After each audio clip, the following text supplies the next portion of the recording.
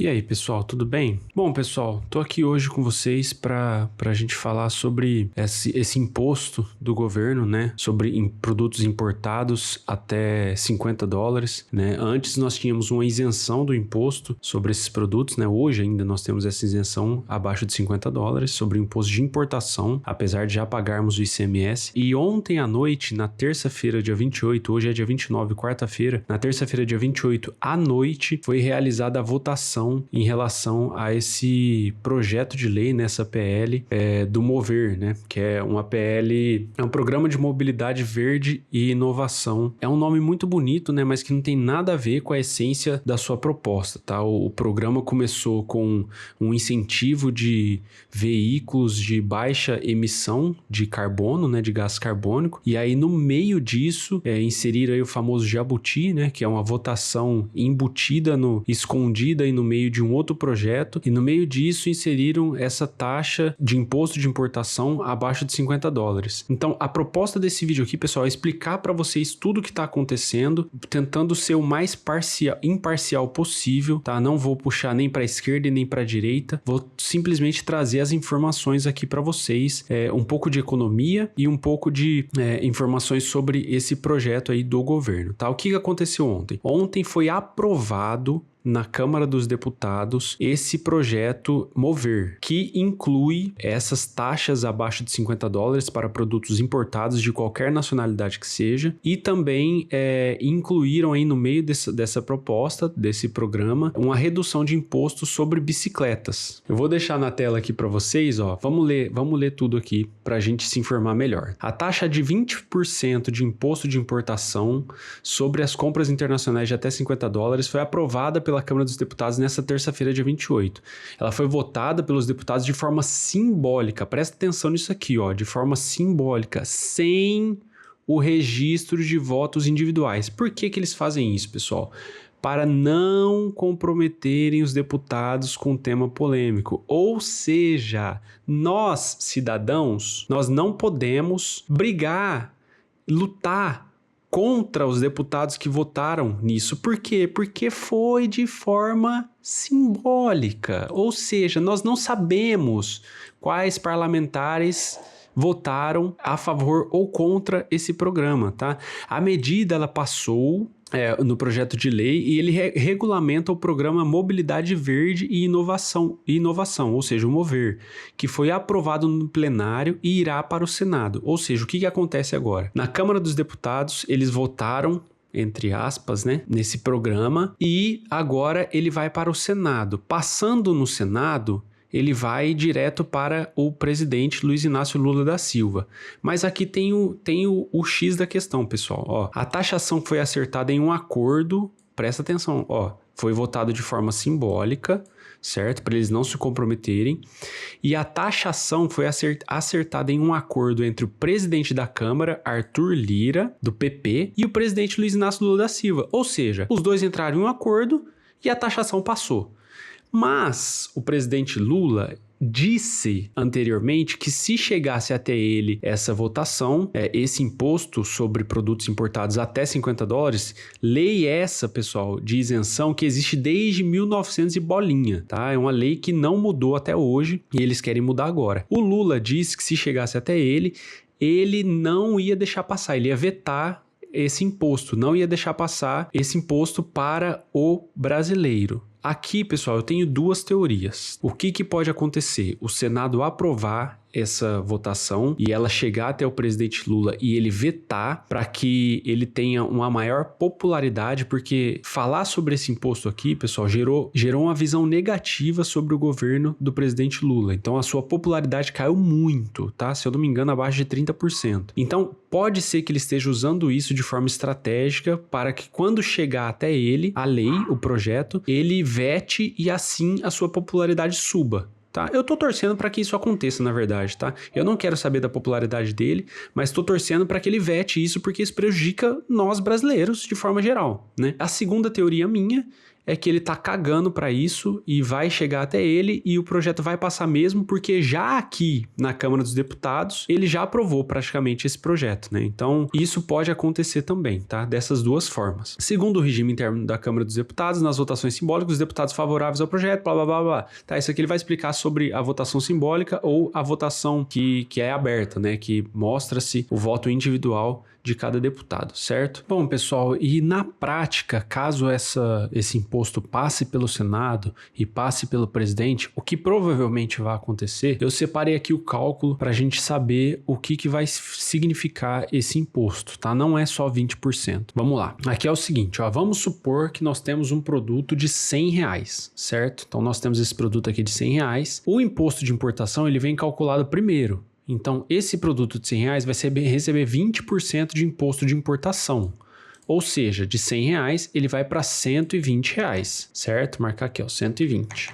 Depois, esse imposto vai ser calculado, depois de calcular os 20%, vai ser calculado o ICMS. O cálculo dele é um pouquinho mais complicado, mas ele funciona basicamente o seguinte, é 17% de imposto de ICMS, tá? Mas o cálculo dele não é 17% em cima dos R$100. O cálculo dele é o seguinte, você pega o valor do produto mais o imposto de importação, que vai dar R$120, dividido por 1 menos os 17%. Ou seja, o ICMS, ele é basicamente 1 menos 0,17, que dá 0,83. Então, você vai pegar os R$100 do produto, mais os 20% de imposto, que aqui no caso vai dar 120, dividido por 0,83. Esse valor aqui, ó, se eu fizer na calculadora para vocês verem, 120 dividido por 0,83 dá 144,57. Ou seja, o imposto você tira R$100 do produto, então sobra 44,57. Ou seja,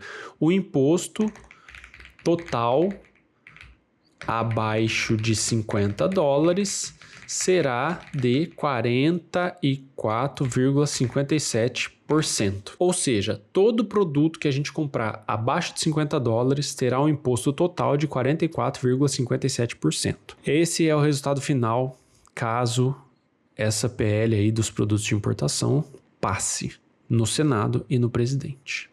44,57% de imposto. Dan, o que você recomenda fazer nesse caso? Pessoal, passando isso aqui, eu acho que quase 50% de imposto é muita coisa. Vai ficar inviável a gente comprar abaixo de $50 praticamente. O que eu, Danilo, Dandan, acho que é melhor fazer? Na minha opinião, é melhor a gente conversar com o vendedor, por exemplo, e comprar produtos fora do remessa conforme. Produtos aí, talvez até acima de $50, que a gente pode, talvez, né, o vendedor aí declarar um valor um pouco mais baixo, de $5, $10, $15, e aí a gente vai pagar 60% de imposto em cima disso, mas é um imposto em cima de R$50, ao invés de $50. Mas vamos esperar. Vamos ver como que isso vai acontecer na prática no AliExpress e depois eu vou fazer um vídeo falando para vocês quais são as melhores opções de compra se tratando de valor, tá? De mercado, de produtos em relação ao imposto, tá bom? E aqui o que nós temos, pessoal? Vou explicar para vocês a questão econômica do país, o que isso aqui interfere. Se você pegar a história do Brasil, em 1980 houve-se uma política, na verdade essa política vem desde 1930, tá? Mas em 1980, a política protecionista, ou seja, uma política que protege a produção interna do país, ela foi muito prejudicial para o nosso Brasil. O governo da época, em 1980, simplesmente proibiu a importação de produtos eletrônicos, tá? Então, no caso, computadores da época foram proibidos de serem importados para o país. O Brasil deveria trabalhar no próprio desenvolvimento de seus produtos eletrônicos, né? E o que aconteceu, pessoal? Em 1980, nós tivemos o primeiro Macintosh da Apple, foi feito em 1983.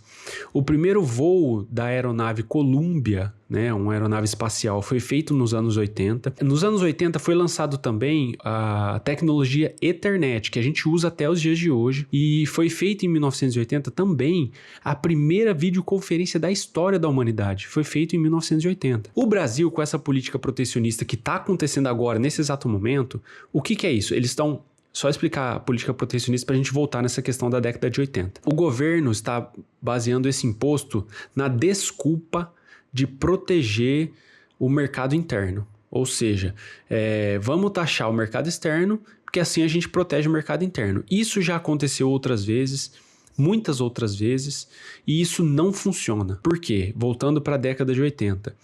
Com essa política protecionista, limitando a tecnologia eletrônica somente ao mercado interno, somente aquilo que a gente produz, aquilo que a gente desenvolve, baseado nas nossas pesquisas, no nosso desenvolvimento, o Brasil sofreu um grande atraso na tecnologia. E eu posso mostrar isso para vocês com os indicadores de desenvolvimento, por exemplo. Aqui, pessoal, nós temos um gráfico que é o seguinte, Brasil e Coreia do Sul, só um exemplo para vocês, tá? Em 1980 aqui, ó, onde houve essa política protecionista, o que aconteceu? O Brasil vinha num crescimento de 1/3 maior do que o desenvolvimento. Isso aqui é um gráfico de PIB per capita, tá? Aqui, nesse gráfico, o Brasil vem com um PIB per capita 1/3 maior do que o da Coreia do Sul. Coreia do Sul, pessoal, que hoje é um polo de desenvolvimento tecnológico. 1/3 maior do que a Coreia do Sul. Chega aqui em 1980, o que acontece? O Brasil cai. Por quê? Política protecionista. Vamos proteger o nosso desenvolvimento interno e vamos taxar ou proibir as mercadorias, as tecnologias externas do mundo. E aí o que acontece? Cai.